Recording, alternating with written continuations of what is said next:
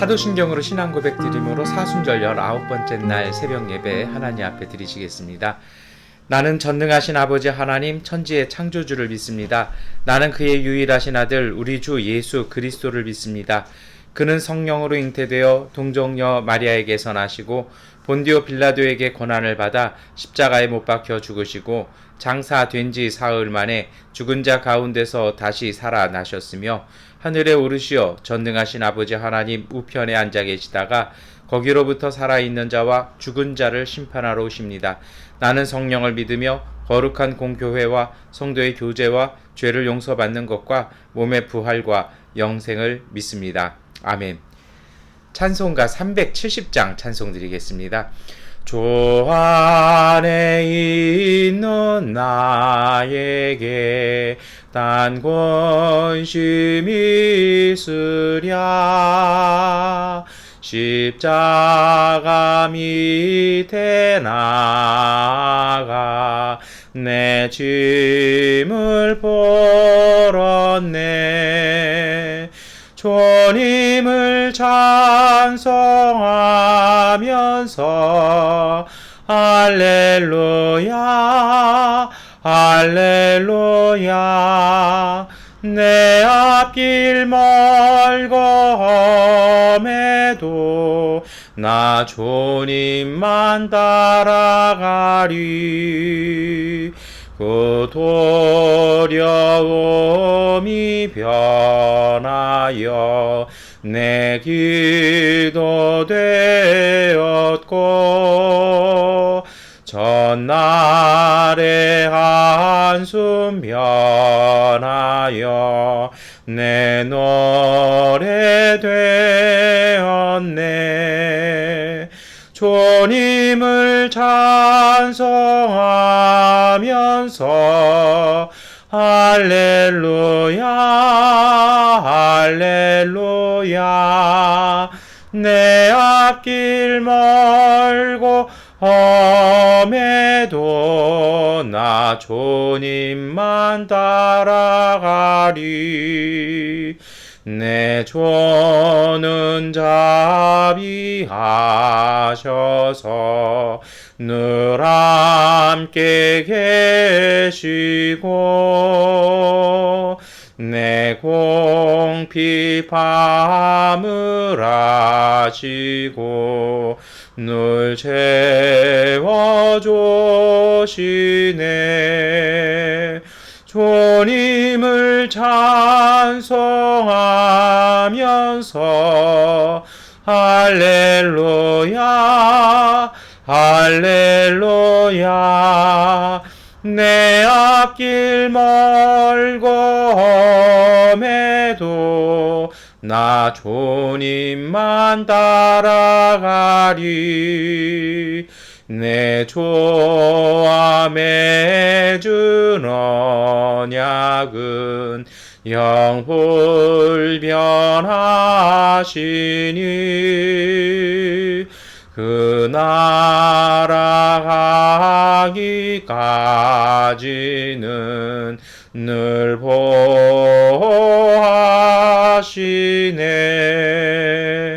주님을 찬송하면서 할렐루야 할렐루야 내 앞길 멀고 험해도 나 주님만 따라가리. 예레미야서 11장 18절부터 23절까지의 말씀을 세 번역본으로 함께 읽겠습니다. 주님께서 저에게 알려주셔서 제가 깨닫게 되었습니다. 그때의 주님께서 그들의 모든 행실을 저에게 보여주셨습니다. 저는 도살장으로 끌려가는 순한 어린 양과 같았습니다. 사람들이 저를 해치려고 저 나무를 열매가 달린 그대로 찍어버리자 저 사람 사는 세상에서 없애버리자 그의 이름을 다시는 기억하지 못하게 하자 하면서 음모를 꾸미고 있는 줄을 전혀 몰랐습니다. 그러나 만군의 주님은 의로운 재판관이시요 사람의 생각과 마음을 감찰하시는 분이십니다. 저의 억울한 사정을 주님께 아뢰었으니 주님께서 제 원수를 그들에게 갚아 주십시오. 제가 그것을 보기를 원합니다. 그러므로 주님께서 아나도 사람들을 두고서 이렇게 말씀하신다. 그들이 너의 목숨을 노려서 이르기를 너는 주님의 이름으로 예언하지 말아라. 주님의 이름으로 예언을 계속하다가는 우리 손에 죽을 줄 알아라 한다. 그러므로 나 만군의 주가 말한다. 내가 그들을 벌할 것이니 그들의 장정들은 칼에 찔려 죽고 그들의 아들과 딸들은 굶어 죽을 것이다. 내가 아나도 사람들을 벌할 때가 되어 그들에게 재앙을 내리면 그들 가운데서 살아남을 자가 하나도 없을 것이다. 아멘. 네, 우리 예레미야서 11장 18절부터 23절까지의 말씀을 읽으셨습니다. 오늘 이 말씀은 그 예레미야가 고향에서 이렇게 박해받았던 이야기예요. 그래서 예수님께서도 복음서에 보시면 뭐라고 말씀하십니까? 예언자가 자기 고향에서 이렇게 환대를 받지 못했다라는 그 말씀이 사실은 오늘 이 예레미야서 11장의 말씀이기도 합니다. 오늘 예레미야가 보니까 아마 사람들의 어떤 위협도 이렇게 경험을 하는데요. 이 위협이 사실은 암살 시도였어요. 근데 이 암살 시도를 하고 있는지 예레미야가 뭐라고 얘기합니까?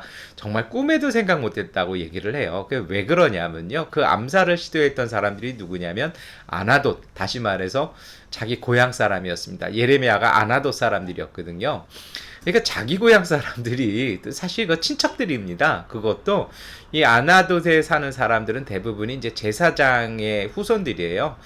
솔로몬 때 그 제사장 아비아다를 추방시키지 하지 않습니까? 그래서 그쪽에 그 자손들이 거기서 유폐 생활을 했거든요. 그러니까 제사장 그룹들이고 자기 친척들이 자기를 죽이려고 한 거예요. 그러니까 예레미야 뭐라고 얘기했냐면 꿈에도 생각 못했다고 얘기합니다. 그러면 왜 고향 사람들은 왜 같은 친척이고 가족이었고 동네 사람이었던 또 같이 제사장의 후손인 예레미야를 죽이려고 할까요? 그것은 공공의 안전과 이익을 위한 것이었습니다.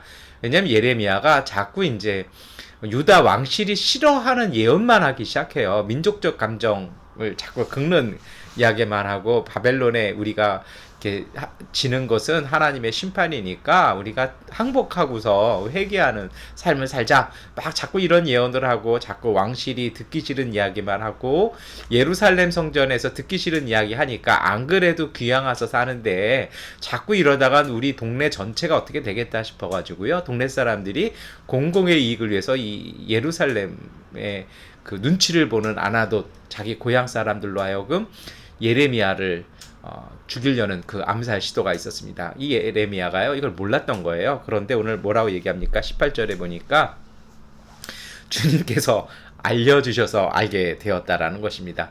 그 사람들의 정말 모든 행실을 보여주셔서 알게 됐다라는 거죠. 그래서 자기는요 19절에 보니까 도살장 끌려가는 순한 양 같아서 몰랐다라는 거예요. 그러니까 정말 아무것도 몰랐고 사람들이 어느 정도냐면 아주 심한 얘기를 합니다. 열매가 달린 그대로 찍자. 그러니까 뭐냐면 저 사람의 말이 가치가 있다라는 겁니다. 여러분 열매 달린 나무는 찍지 않잖아요. 우리 지난주에도 열매 얘기를 좀 했었는데요. 열매 없는 나무를 찍는 거지 열매 있는 나무는 찍는 거 아니거든요. 근데 왜 그런 거예요? 저 사람 말이 옳긴 옳다라는 겁니다. 저 사람이 정말 예언하는 거 맞지만 그것 때문에 우리가 현실적으로 고난과 어려움을 당할 수 있으니까 그냥 잘라버리자라는 겁니다. 그러니까 정말 억울한 거죠. 두 번째는 뭐냐면요. 이 사람 사는 세상에서 없애버릴 뿐 아니라 그 사람의 이름을 다시는 기억하지 못하게 하자라는 건 고대 그 시대의 언어로서는요. 이거는 영혼까지도 없애버리겠다라는 겁니다. 그러니까 쉽게 말하면 우리식 표현으로 하면 옛날에 그런 말 썼잖아요. 호적에서 파버린다고요. 이름을 지워버린 거예요. 그러니까 그 사람의 존재를 지워버리고 그 사람의 영혼까지도 매장해버리겠다는 겁니다. 왜 그럴까요? 이렇게 해야 완전 범죄가 사실은 되는 거죠. 근데 예레미야가요, 이것을 대응하는 방법이 어떤 것이었습니까? 그것이 20절 말씀인데요. 오늘 우리 함께 읽겠습니다. 그러나 만군의 주님, 주님은 의로운 재판관이시요 사람의 생각과 마음을 감찰하시는 분이십니다. 저희의 억울한 사정을 주님께 아뢰었으니 주님께서 제 원수를 그들에게 갚아 주십시오. 제가 그것을 보기를 원합니다. 예레미야가 택한 것은요 하나님께 기도하는 것이었습니다. 어떤 다른 무력을 사용하거나 다른 인간적인 생각을 하는 것이 아니라 정말 기도하는 것이었죠. 왜 그럴까요? 모든 일들이 사람의 생각대로 사람들이 품은 그 악한 마음과 생각대로 일이 될 것 같지만 절대로 그렇지 않다라는 것입니다. 여러분 사람 사는 것이요 이게 순리라는 것이 있고요 하나님의 섭리가 있고 하나님께서 창조하신 질서가 있습니다. 모든 일은 다 그 질서대로 됩니다. 그런데 가끔 인간들이 욕심을 품고 탐욕을 품고 그것을 거스릴 때가 있어요. 하지만 하나님이 만드신 그 자연의 섭리 이 세상에 돌아가는 그 질서는요 누구도 막아낼 수 없습니다. 참 묘한 것이 그런 것이죠. 그런데요 오늘 예레미야는 그것을 보는 것입니다. 그래서 이 사람이 택한 방식은 하나님께 기도하는 것이었습니다. 그리고 어떻게 됩니까?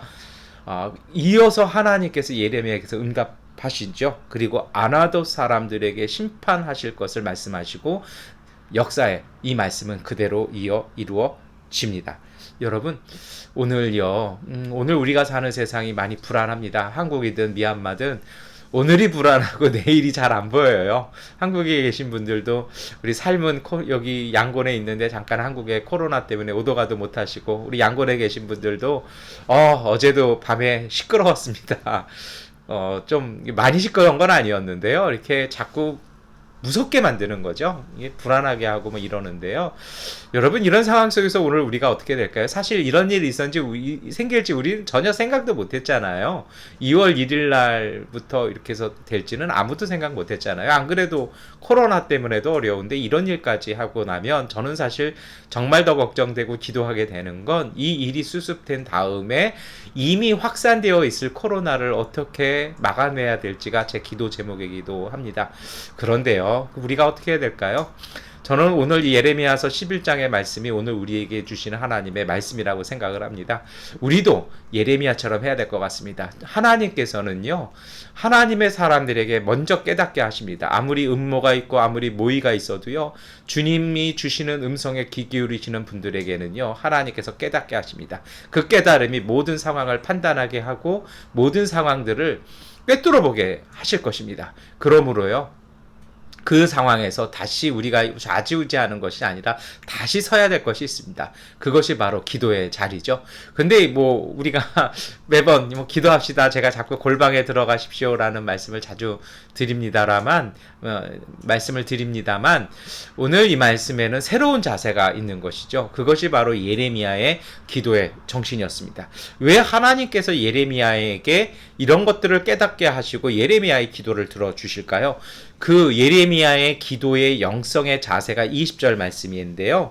우리 한 번 더 같이 읽어보겠습니다.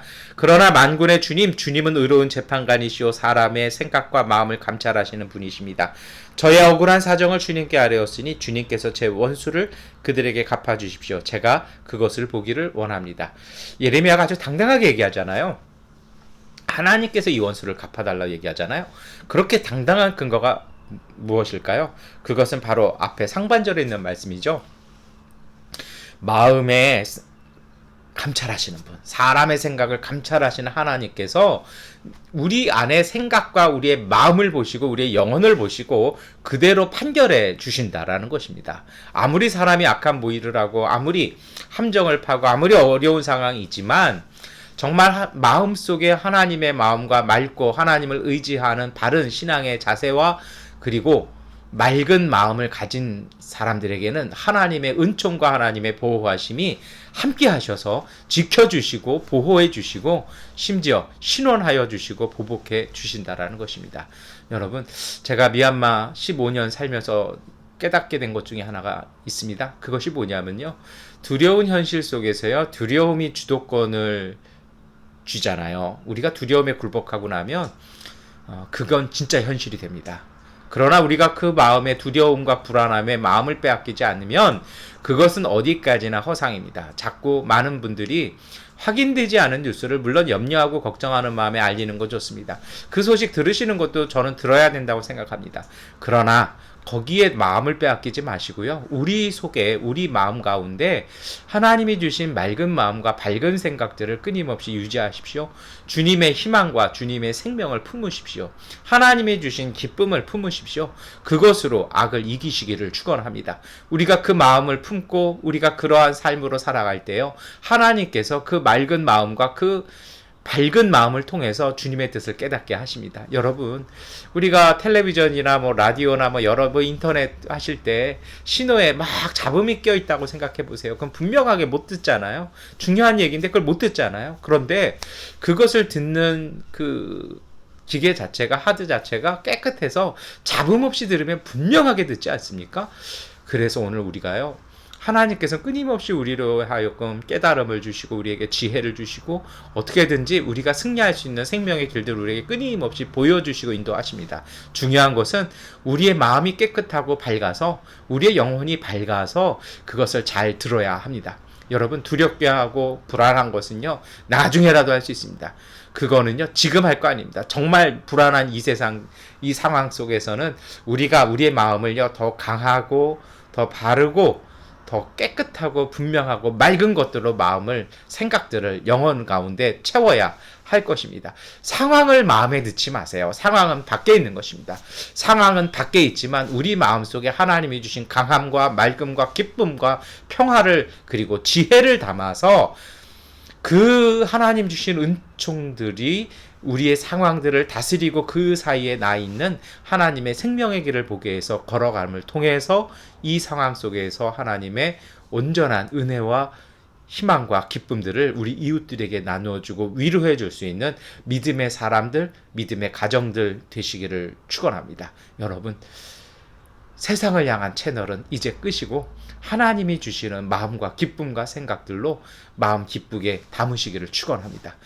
재밌는 것도 보시고 맛있는 것도 드시고 운동도 하시고, 그리고요, 힘을 모아서 하나님이 지혜 주셔서 이 일이다라고 하실 때 우리가 주님의 말씀에 순종했으면 좋겠습니다.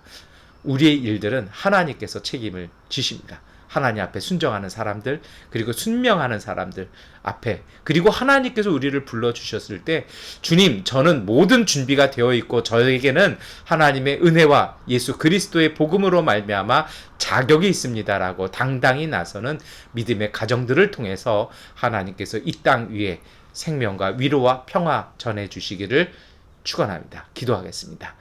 전능하신 아버지 하나님, 들려오는 말들과 보이는 상황들 속에 마음 빼앗기지 말게 하시고 우리 안에 주신 하나님의 은총들로 그 모든 것들을 다스리게 하여 주옵소서. 우리가 하나님의 복음을 가지고 주님의 말씀을 지녀 싸우니 이제 그 말씀으로 이 혼란한 땅 가운데 질서를 세워가게 하시고 사람들을 위로하게 하여 주시고 이 땅 가운데 평화를 전할 수 있는 믿음의 사람들, 능력의 사람들 되게 하여 주옵소서. 주님 앞에 설 때에 온갖 더럽고 부족한 것들은 쏟아버리게 하시고 주님, 맑고 밝고 기쁘고 평화로운 것들을 가득 담아 주님의 음성을 분명히 듣고 성령이 주시는 능력과 권능에 힘입어 생명의 길들을 놓아갈 수 있는 믿음의 가정들, 믿음의 일터들 되게 하여 주시옵소서. 오늘 우리에게 주신 일과를 하나님 기쁨으로 행해 나갈 때에 그 기쁨이 내일을 열어가는 열쇠이며 지름길 되게 하여 주셔서 하나님, 우리가 오늘 하루 또한 기쁨으로 즐거워하며 평화하며 능력 안에 살게 하여 주옵소서. 예수 그리스도의 이름으로 기도드립니다. 아멘. 하나님께 기도하는 시간 갖도록 하겠습니다.